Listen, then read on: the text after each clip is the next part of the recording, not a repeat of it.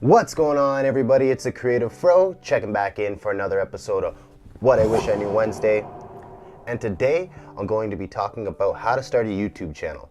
And the reason why I wish I knew about this when I first started out is because I did a lot of trial and error myself. So today I've broken down 3 steps to think about before you create your YouTube channel. Let me remind you real quick to hit the big red subscribe button if you have yet to already, and also turn that notification bell on just for fun. So the first thing you're going to want to think about when you're starting a YouTube channel is the branding. With your branding, it starts with the channel name. You're going to want your channel name to match the content that you're going to be uploading. Don't get too overwhelmed when trying to come up with a channel name, because this can be changed at any time. Now, after you have your channel name, you're going to want to come up with a banner to have on your YouTube channel.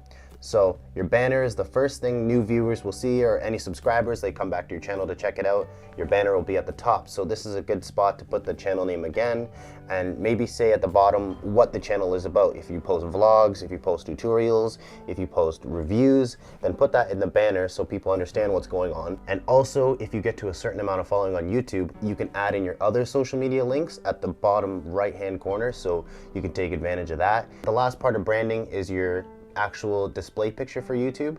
And now for your display picture, you're also going to want to have it to match the whole brand. So you don't want to have a picture of a flower if you're going to be talking about construction. Also, having a nice display photo will help you stand out from the crowd. Now, the second thing to think about, this is a 2-part point, is brainstorming and the camera gear. So brainstorming is one of I think the most important things. What helped me the best is writing down 10 to 15 video ideas. And this is going to really help you get thinking of different topics, and as you write them down, then you might think of others. And a list just really helps, because then you always have that thing to go back to if you are stuck and you can't think of an idea. Another thing I found that really helped a lot was pre-recording also. So after I made a list of videos, I started to record them. And after I recorded a whole bunch, I was able to watch them back and kind of see what I didn't like and what I did like.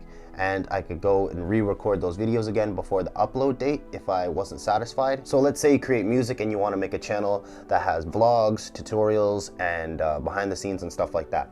So what you could do is come up with a list of ideas. So think about when you were first getting into music, what was hard for you to discover? Off of those difficulties, you can make titles of it. So for other musicians and artists out there that are looking for that content, because they are stuck, they're going to find your videos. That works with any field. Find problems and make videos about them. Anything you struggled with before, someone probably is also struggling out there too as well. It will give them value and you value too as well. And now the camera gear. This is where I think a lot of people get stuck on YouTube. You don't have to worry too much about having a 4K camera or the best microphone or stabilizer or anything like that, because at the end of the day is the message that is behind the content. So all you have to do is set up your phone and start practicing and getting your word out there, because at the end of the day, your word is what the value is, not the actual camera quality itself. As you get deeper into YouTube, and then you could see a little bit more coming back from it, then take some money and invest into higher quality gear, because that can help you get more of a following once you get up to that level. This leads to the third topic, and that is execution. So if you're trying to grow, usually posting once a week is a good start. So pick a day and post every time on that day. See, if you have a whole bunch of videos recorded, you can keep going on all those weeks. Another thing you could do once you posted your video is go on other social media platforms that you use, such as Facebook, Instagram, Twitter, and make a post about the YouTube video you just posted. You can even use a snippet of a little part of the video to drive people to the channel. If you're using more than YouTube, use those other media platforms to bring them back to this channel. Another thing you could do, if there's any blogs or other websites that kind of align with what you're doing, you can send in your video that you made to them and see if they'll give you a shout out. And that way, other people who are on the blog scrolling by and see that video will go to your channel because of that content you posted up. Say take a minute clip from your last YouTube video and put it on your Instagram. Put some money into an ad, run that ad to drive more attention to your YouTube video.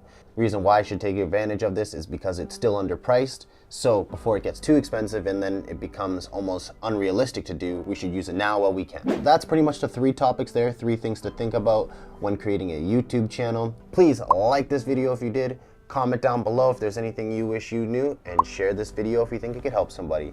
It's a Creative Fro, and go start your own YouTube channel.